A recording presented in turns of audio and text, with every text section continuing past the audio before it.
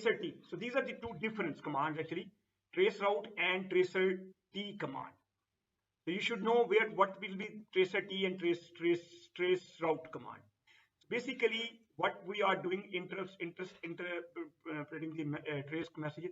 A trace return a list of hope as a packet is routed through the network. So you have a source from here 10.0.0.2 and it is reaching to 10.1.0.2. As you can see, so you can see it goes to this router B, C, D. How many routers are coming in my way? Okay, by default there are 30 hopes. 30 hopes can reach the form of the command depending on the platform.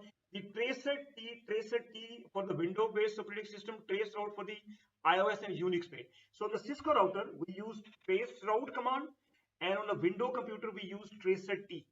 Both do exactly the same function, no difference at all.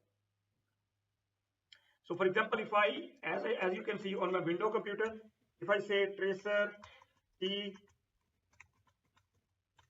bbc.co.uk, you can see it goes to my default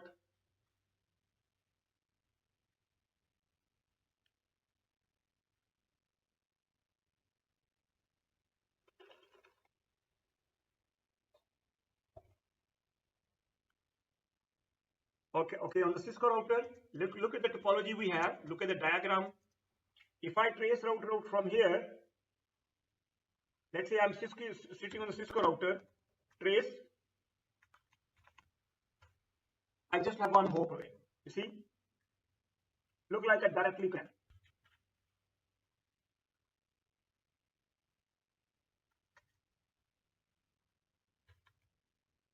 But that is still ongoing, yeah.